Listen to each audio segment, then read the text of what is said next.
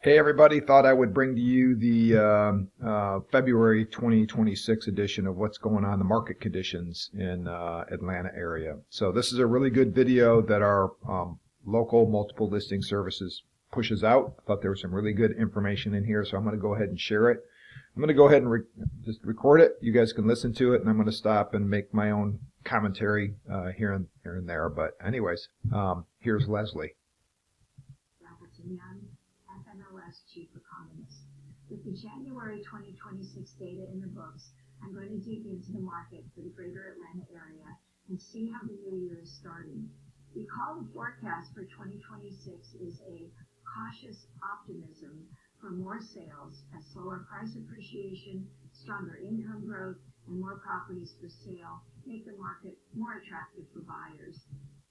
All right, so we talk about balance, and is it a buyer's market or seller's market? Basically what Leslie's saying is, hey, we're shifting into a buyer's market. So for my seller clients out there, please understand that buyers have more leverage than they have in the years past. For buyers, great opportunities are out there for you. There's lots of more inventory. You have a little bit more negotiating power than you have had in the past few years. So basically, that's kind of where we're at. So we're shifting into a buyer's market in the North Atlanta market area. NAR's pending wholesale report for December was confirmation that cautious is the operative word. They reported a 9.3% month-to-month drop with declines in every region and a 3% drop over last year. Whether this is a one-month aberration or the start of an underlying trend, only time will tell. All right, so basically what she's saying is the market is slowing down, and it has been over the last quite a few months. So keep that in mind as well. It's not as a robust market as we have seen in the past, and we're continuing to see that trend. Looking at our local markets, January was, quite frankly, a bit disappointing. Atlanta posted 2,079 closed sales, down 11.3% from January last year. In fact, this is the lowest number since at least 2013. Inventory, while growing at a much slower pace, is still up 6.7% year over year and also approaching pre-pandemic levels. Slower market momentum is also seen in months of supply, reaching 3.3, and days on market, rising to 39, both the highest for January in the last 10 years. The average sales price for Greater Atlanta was $545,580, up 3.3% over last year. Finally, pending sales were down 6% compared to last year, mirroring national trends. All right, so this is kind of interesting because we have some conflicting data. Everything is slowing down. Houses are spending more time on the market. It's taking longer to sell these homes. Price reductions are there. However, we're still seeing appreciation in our home values, which is a really good sign. You would think the opposite would be true. With slowing market, you'd see like a pullback in values. So that's a good sign that overall, from an economic standpoint, we're still really healthy here. So that's a really good indicator. So again, just kind of food for thought.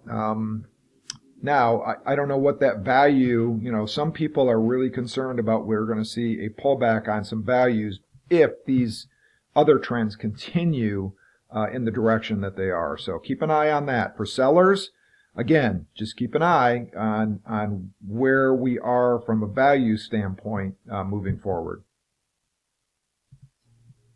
One factor I should mention is the impact of Winter Storm Fern that hit a large part of the South and East Coast near the end of January.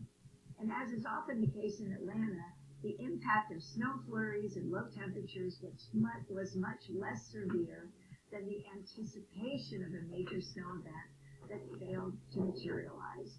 As they say, it is all relative. Even so, closings and openings could well have been delayed.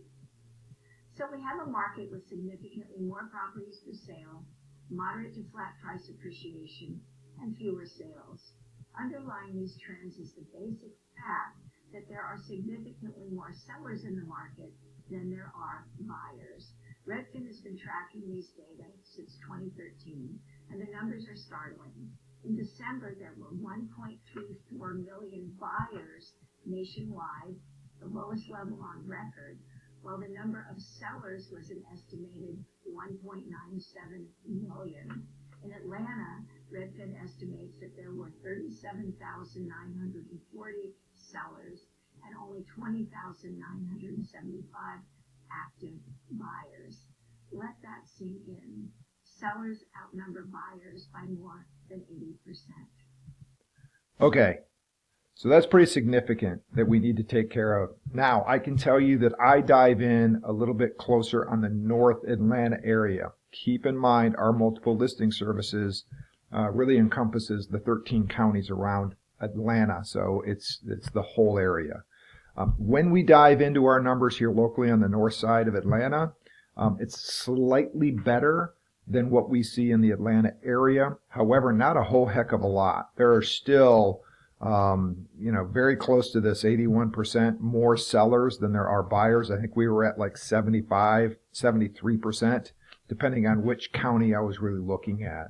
But that's still very significant. So there's a lot more sellers out there than there are buyers. For my selling clients, just keep in mind that there's not as many buyers out there, and there's a lot more inventory out there for those buyers to select.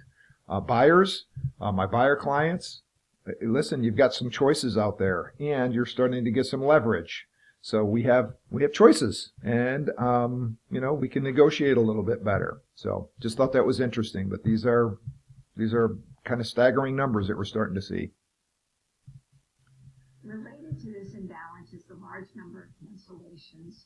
Home buyers are skittish due to stubbornly high housing costs, layoffs, and mounting economic and political uncertainty. With more properties to choose from and qualifying often on a razor's edge, buyers have more options and motive to back out as the closing process moves forward. Redfin reported that in December, over 40,000 home purchase agreements were canceled nationwide. That's 16.3% of homes that went under contract that month. Atlanta has the distinction of being the metro area with the highest share of cancellations at 22.5%. This means that 1 in 5 home sales in Atlanta fell through in December. All right, let me talk just briefly on that.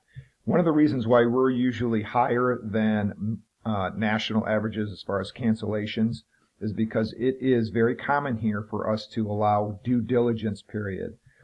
When we receive an offer, there's usually a period of time in there that the buyer can back out for any reason whatsoever. That's not necessarily true in other states. That's not common. Usually when you put an offer in, you put earnest money down, and the only way that you can really get out of that contract may be if something pops up on an inspection, but does not allow you to back out for any reason whatsoever. So again, we're kind of weird here in Georgia, in the Atlanta area. We allow buyers to do that. Don't really know why that is, but that's the general practice that we have. So that's why we have higher terminations in our area. And the amount of earnest money that they can get back, there's no penalty, right? So we have a tendency to have a little bit higher termination. Also, keep in mind that it has a lot to do with the agent that you were working with and you were hiring to get you through a successful close. The skill of negotiating is probably more important now for my selling clients than any time that I've been around. Noted Redfin, high housing costs and rising inventory have made home buyers more selective. Home sellers outnumber buyers by a record margin, meaning the buyers who are in the market have options and may walk away if they believe they can find a better or more affordable home. Also related to the buyer-seller imbalance has been the increase in seller concessions on transactions that do close.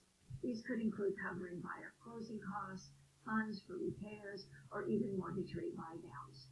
The most recent data from Redfin found that 44% of sellers provided some type of concessions. In Atlanta, the share was even higher at 61%. Note to sellers, Buyers have more leverage in the market today than in the recent past. In a buyer-friendly competitive market, sellers need to hit the market at an attractive price with the property in top condition. Take a look at market insights. Okay, so this is what Leslie's saying. Concessions are being very, very common in our area. I have no idea why Atlanta is trending higher than the national average. I would think that, we've probably got a little bit more, the sellers have more pressure on them than maybe in some other areas. For my seller clients, it is very typical for us to provide back about $8,000 worth of concessions in our average deal. So that is very common. We're seeing that quite a bit. So we need to look at that and budget that when we do our pricing strategy. When you sit down and do your budget strategy, your pricing strategy, and we look at your net sheet during the consultation. So that's a very interesting stat. What was the other thing I was about ready to mention on the backside? Oh, yeah, when we list pricing and condition, we mention it all the time to our sellers. Those are critical pieces. There's not a lot of buffer in there as far as let's pad our listing price a little bit to make room for negotiating. It has to be an attractive price when you put your home on the market. So that's really critical. Otherwise, you sit there on the market and linger, and it's like acid to your listing. When you sit there, days on market are like acid to your listing. The longer you sit, the more buyers are thinking something may be wrong or something's going on with that listing, and it just deteriorates your ability to sell it for top dollar.